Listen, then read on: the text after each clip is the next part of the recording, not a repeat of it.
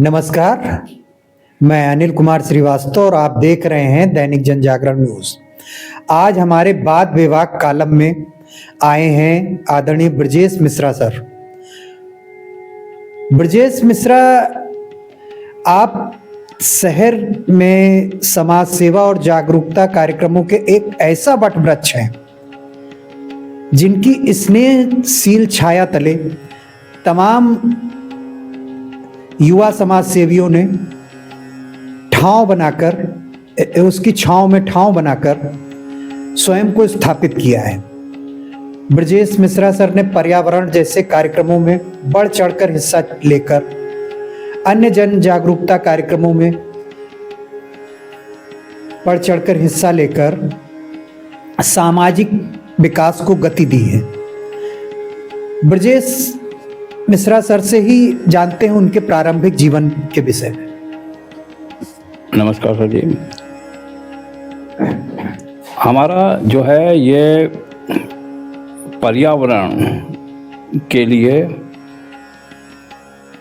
जो कार्य है वो निरंतर कई सालों से चल रहा है, क्योंकि अगर पर्यावरण ही सुरक्षित नहीं रहेगा तो हम कैसे सुरक्षित रह सकते हैं, हम अपने आसपास कैसे सुरक्षा कवच बना सकते हैं जब पेड़ पौधे ही नहीं रहेंगे, जब पेड़ों का कटान होता रहेगा, कंक्रीट के मकान बनते जाएंगे। आप पहले शहर में देखते होंगे आसपास, हमारे आसपास जो है बाग बगीचे हुआ करते थे, बाहर लान में जो है नीम के पेड़ लगे हुए थे।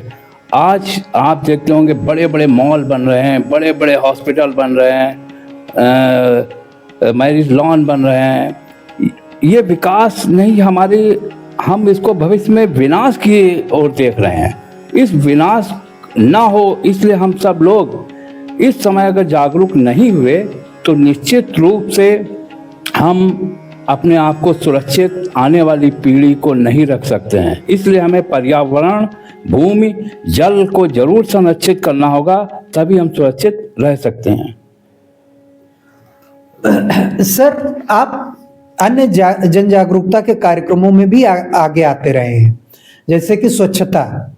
तो स्वच्छता में ये जैसे पॉलीथीन का प्रयोग ना हो, लोग झोला लेके घर से निकले, ऐसी जन जागरूकता मुहिम चलाई थी। तो सर, उस विषय में थोड़ा सा लोगों को देखिए, पर्यावरण के लिए सबसे ज़्यादा अगर नुकसानदायक है तो हमारी जो ये पॉलीथीन है, ये पॉलीथीन जो है बहुत ही ज़्यादा नुकसानदायक है। अब हम लोग बचपन में देखते थे कि जो दही अगर हम लेने जाते थे वो उस समय 20-30 रुपए किलो होता था और वो कुल्हड़ में देता था। आज जो है हमें वो दही जो है वो पॉलीथीन में मिलता है। आप बताइए, पॉलीथीन में लिक्विड फॉर्म में जो चीज़ें हैं वो कैसे हमको स्वास्थ्यवर्धक रख सकती हैं? वो तो निश्चित रूप से स्लो पॉइजन है, और जब हम स्लो पॉइजन ले रहे हैं तो वो हमें नुकसानदायक ज़्यादा पहुंचा रही। पॉलीथीन जो है जहर है, धीमा जहर। आप दूध लेने आप देखिए जाके, दूध भी जो है 80-90% लोग जो है पॉलीथीन में लिए चले आ रहे हैं। और हमारी जो गौ वंश, जिनको हम गौ पूजा करते हैं, जिनमें अपने देवी देवताओं को देखते हैं, उस गाय को, हम निराश्रित गाय को बाहर खुले हुए प्लॉट में आप अपने घर से निकलिए और अपने जहाँ आप कार्य क्षेत्र है वहाँ तक आप देखिए कि कितनी गाय पॉलीथीन खा रही हैं। कहाँ कभी कभी हरी हरी घास हुआ करती थी ग्राउंड में और सड़क के किनारे, आज फुटपाथ पे हो चाहे खाली प्लॉट हो, वहाँ केवल पॉलीथीन का कचरा है। और यहाँ तक कि लोग हमारे अपने दरवाजे पे गंदगी ना रहे, पॉलीथीन में अपने किचन का कचरा, हरा कचरा जो है बांध के फेंक देते हैं। मैंने तो बहुतों को टोका कि ये कचरे को आप अपने दरवाजे पर रख सकते हैं तो कम से कम निराश्रित जो भूख से मर रही है गाय, वो कम से कम ये हरा कचरा खा के कुछ ना कुछ उनको लाभ होगा। और निश्चित रूप से और पॉलीथीन को हम बंद कर सकते हैं अपने आप में, स्वयं में बदलाव लाकर। सबसे पहले हमें क्या होगा कि हमें एक अपने साथ में, जैसे हम अपनी सर की सुरक्षा के लिए हेलमेट का प्रयोग करते हैं, वैसे ही अगर आपने पास में एक कपड़े का थैला जो हमारे माता पिता लेके चलते थे सब्जी में, तब पॉलीथीन का इतना प्रयोग नहीं होता था। आज हम जितना विकास कर रहे हैं उतनी विनाश की ओर जा रहे हैं। अगर हम कपड़े का थैला रखेंगे तो बदलाव आएगा। और जब सब्जी मंडी जा रहे हैं, फल मंडी जा रहे हैं या किराना मंडी जा रहे हैं, वहाँ पे अगर हम थोड़ा थोड़ा बदलाव लाएं और वो सब्जियों को अपने थैले में ले आएंगे तो निश्चित रूप से पॉलीथीन की गंदगी नहीं होगी। पॉलीथीन जो गौवंश खा के मरती हैं या खाली प्लॉट में पड़े हुए हैं या आसपास होता है, उसको होता क्या है, फिर हम उस कचरे को जलाते हैं और उस जलाने से भी पर्यावरण दूषित होती है। तो हमारा यही है कि जो पर्यावरण से करते हैं प्यार, वो पॉलीथीन को करें इनकार। सर, आर्थिक रूप से कमजोर बच्चों की शिक्षा के लिए भी आप आगे आते रहते हैं। अक्सर देखा जाता है आप सरकारी स्कूलों में जो वंचित वर्ग के बच्चे हैं, वंचित वर्ग के परिवारों के बच्चे, उनको आप तरह तरह से मोटिवेट भी करते हैं शिक्षा के लिए और सहायता भी करते हैं।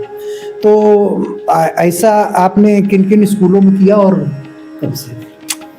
हाँ, हमने ये हम मंदिरों में गए तो देखा कि बच्चे जो हैं 8 साल का, 5 साल का, 7 साल का मॉल के सामने है, मंदिरों में है, तो वहाँ पे भीख मांग रहे हैं। तो हमने देखा ये बचपन तो अंधेरे में खो रहा है, क्यों इनका बचपन संवारा जाए।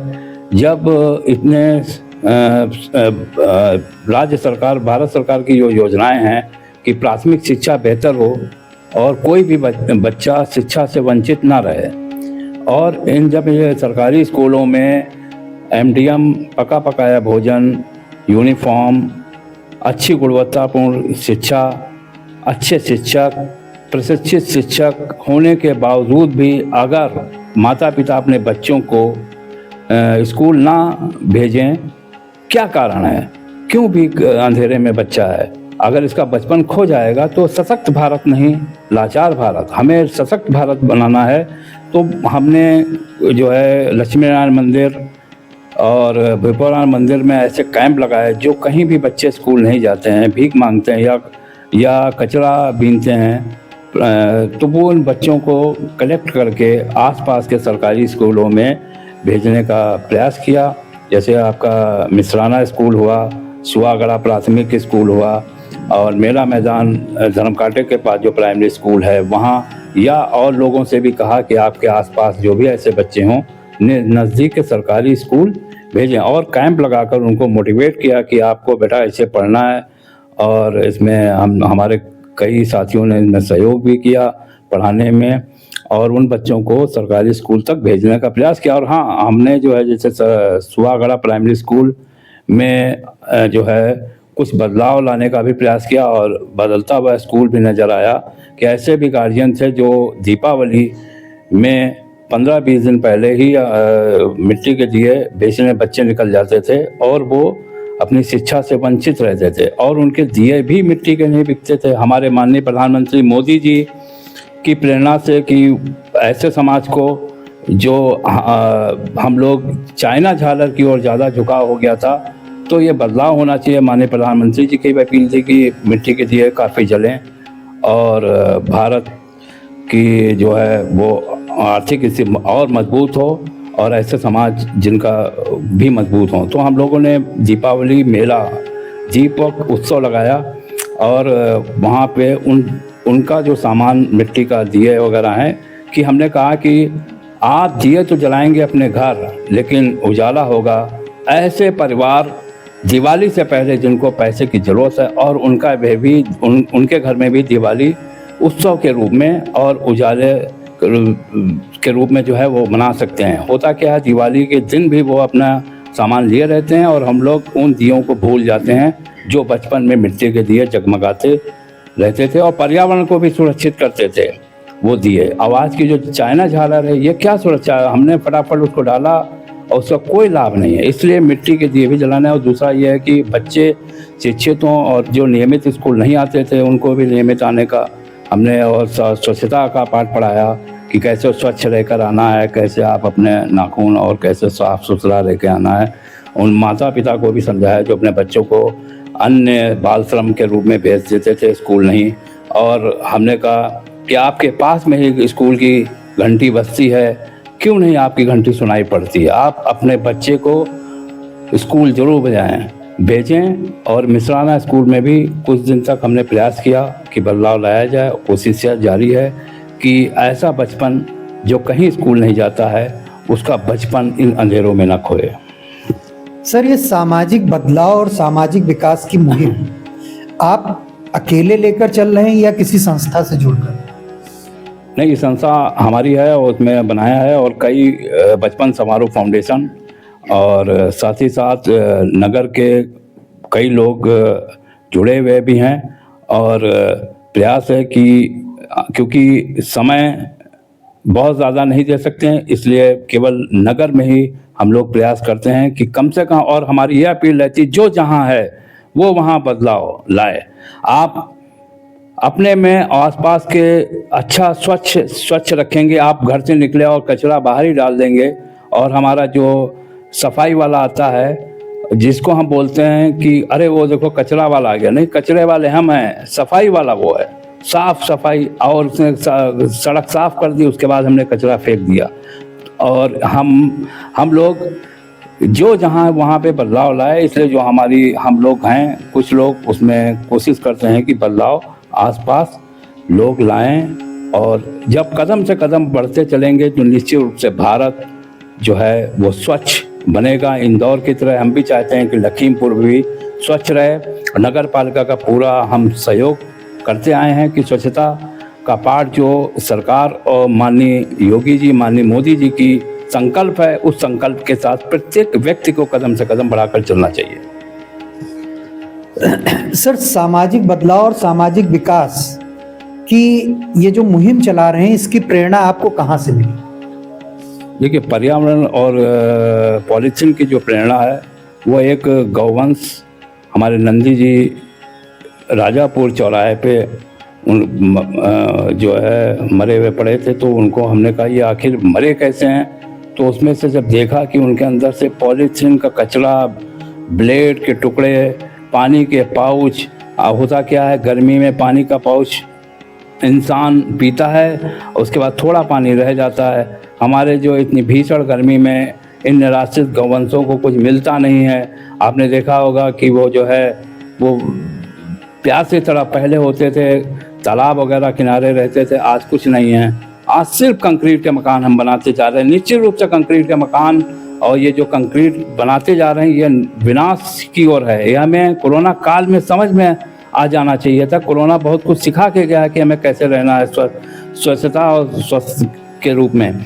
तो ये वहाँ से पर्यावरण की प्रवाह कि हमने ये पॉलीथीन तो बहुत जहर है, फिर वहीं से हमने जागरूकता अभियान चलाया। हमें नगर पालिका का प्रशासन, जिला प्रशासन, माननीय योगी जी ने जो है सिंगल यूज़ पॉलीथीन को बंद कर रखा है, लेकिन जो है बदलाव पॉलीथीन का जो है ग्राउंड पे अभी नहीं है। हम लोग प्रयास करेंगे कि फिर से कि पॉलीथीन निश्चित रूप से सभी लोग, हम नगरवासी की जो है यहाँ से लखीमपुर वासी पूरे भारत को संदेश दें कि पॉलीथीन एक जहर है। अगर हम एक कपड़े का थैला लेकर चलेंगे तो नहीं होगा नगर मैला, लेकर चलें थैला जो है ना करें नगर को मैला। अगर आपके हाथ में थैला है तो निश्चित रूप से आप कई बीमारियों से बचेंगे। सर, नगर वासियों के लिए और कोई अपील? नगर वासियों से अपील यही है कि जो ऐसे परिवार हैं इस ठिठुरन भरी ठंड में, एक ये भी हम चलाते हैं कि जो आपके पास कबर्ड में पुराने कपड़े हैं, आपके ऐसे कबर्ड में पड़े रहते हैं जो आप जान ही नहीं पाते कि हमारा वो स्वेटर काम का नहीं है, और सालों साल वो कबर्ड में पड़ा रहता है। और अगर वो आप अपने पास निकल रहे हैं बाहर, आप मान लीजिए कहीं जा रहे हैं, कार से जा रहे हैं, गाड़ी से जा रहे हैं, तो आप अपने पास एक दो ऊनी कपड़े जरूर रखें और अंधेरे में देखें कि कहीं अगर कोई ठिठुरन से परेशान है इस भीषण जाड़े में, तो निश्चित रूप से अगर वो एक कपड़ा उसको ठंड से बचाएगा और आपको बहुत ही सुकून महसूस होगा कि हमारे इस छोटे से प्रयास से किसी को बचाया। यही एक संदेश है इस समय चिकन ठंड में। और दूसरा यह है कि पर्यावरण के लिए अगर आप पर्यावरण को सुरक्षित रखना चाहते हैं, पौधे लगाना बहुत अच्छी बात है, लेकिन पेड़ों को बचाना भी संरक्षित करना उतना ही महत्वपूर्ण है कि वो जो पुराने पेड़ हैं अगर उनको संरक्षित कर दिया जाए तो निश्चित रूप से पर्यावरण बचेगा। नए पेड़ लगाइए और पेड़ लगाइए, उनकी देखभाल भी हम लोगों को करना चाहिए जो पेड़ हमने लगाया है। और साथ ही साथ ऐसे बच्चे जो शिक्षा से वंचित हैं वो निश्चित रूप से प्राथमिक शिक्षा जड़ को मजबूत करने के लिए आसपास के जो प्राइमरी स्कूल हैं और बहुत ही अच्छी सरकार स्कीम चला रही है, तो हम सबका प्रयास है कि आसपास शिक्षा से वंचित कोई भी ना छूटे बच्चा। ये सरकार का है, लेकिन सरकार जो है कार्य करती है, लेकिन हम लोगों को पहल करना है कि आसपास हम अपने यहाँ कोई ऐसा बच्चा ना बाल श्रम कराएं जो बेटियां हों। बेटियां शिक्षित होनी चाहिए, लेकिन होता क्या है कि बेटी हमारे यहाँ कोई कहीं देखिए कोई बर्तन ना मांजे हमारे घर में, और वो बेटी को पास के सरकारी स्कूल में भेजें और उसके पास जो भी कमी हो स्टेशनरी की उसको हम लोग मिलकर प्रयास करें कि उसके पास कोई कमी ना रहे। और अगर वो इस अंधेरे में ही दीप जलाना है, ऐसे बचपन को संभालना है, ये हम सबका मकसद और धैर्यपूर्वक ये आगे बढ़कर कार्य करना चाहिए। और निश्चित रूप से हम लोग कदम से कदम मिलाकर चलेंगे तो भारत में और देश में और प्रदेश में और शहर में बदलाव आएगा। तो आप सुन रहे थे आदरणीय ब्रजेश मिश्रा जी को, जो सामाजिक विकास और बदलाव की मुहिम चला रहे हैं। और इसी तरह हमारे चैनल से जुड़े रहिए, हमें लाइक सब्सक्राइब करिए ताकि आपका लाइक सब्सक्राइब हमें संबल दे आगे बढ़ने के लिए और हम ऐसे व्यक्तित्व को आपके सामने ला सकें। धन्यवाद, नमस्कार।